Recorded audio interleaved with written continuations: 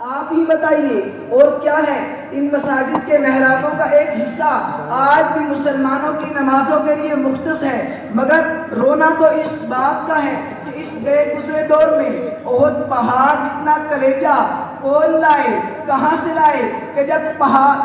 محراب کم پڑ جائیں اور کلیسا میں پاؤں دھرنے پڑے، سلامتی ہو اقبال پر کہ جس نے میری تمہید طولانی کو فقط 2 سطروں میں مکفل کر دیا کہ تھے تو آبا ہو تمہارے ہی مگر تم کیا ہو، ہاتھ پر ہاتھ دھرے منتظر فردا ہو۔ عزیزان من، اس نفس اور وقت نے مسلمانوں کے ستوتوں والے ہاتھ خالی کر دیے۔ اپنی بات کی تائید میں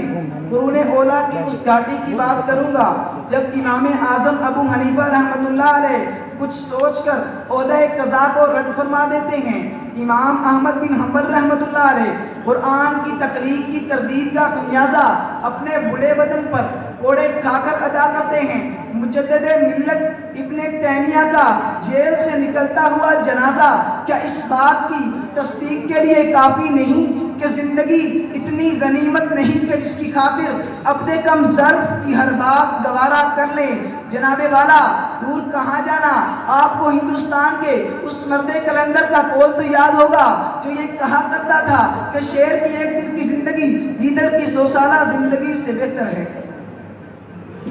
ارباب علم و دانش، موجودہ حالات کے پیش نظر میں کہنا چاہوں گا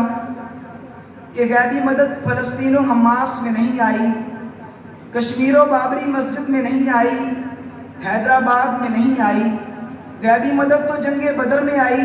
جب 313 کے مقابلے میں ہزاروں کا لشکر تھا۔ اللہ رب العزت نے ان کا زوم برتری قوت ایمانی سے زوم کمتری میں تبدیل کر دیا۔ غیبی مدد تو خندق میں آئی جب وقت کے نبی کے پیٹ پر بھی 2 پتھر بندھے ہوئے تھے اور وہ نبی خندق میں کدال سے بھاری بھرکم پتھروں کو توڑ رہے تھے۔ غیبی مدد تو شام کی سرزمینوں پر آئی جب حضرت خولا بنت عزور اپنے بھائی کو کافروں سے چھڑانے کے لیے میدان کارزار میں تنہا اتر پڑتی ہیں۔ غیبی مدد تو قسطنطنیہ کے ساحل پر آئی جب مسلمانوں نے ساحل سمندر میں آگ لگا دی اور ہزاروں کے بحری بیڑے فقط رضائے عزتی کی خاطر آتش کے نظر کیے گئے تو مادیت پرستوں کے 14 کے 14 طبق روشن ہو گئے، کیونکہ عمل سے زندگی بنتی ہے، جنت بھی جہنم بھی، یہ خاکی اپنی فطرت میں نوری ہے نہ ناری ہے۔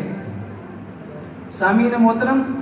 گناہوں پر ڈٹی قوموں کے لیے کبھی غیبی مدد نہیں آتی۔ ممبروں، محرابوں اور طاقت کے ایوانوں میں بیٹھ کر نفرتیں بانٹنے والوں کے لیے کبھی غیبی مدد نہیں آتی۔ آج اگر ہم غور کریں کہ آخر وہ کون سی چیز تھی کہ جس نے ہمارے آباء و اجداد کو ایسی عظیم الشان قربانیاں پیش کرنے پر مجبور کر دیا، تو یہی بات سامنے آتی ہے کہ ہمارے آباء و اجداد تو کامل ایمان والے تھے، مگر ہمارا ایمان ناقص ہے، جس کی وجہ سے ہم مسلسل تنزلی کا شکار ہیں اور نسل در نسل خسارے کی طرف جا رہے ہیں۔ وما علینا الا البلاغ المبین۔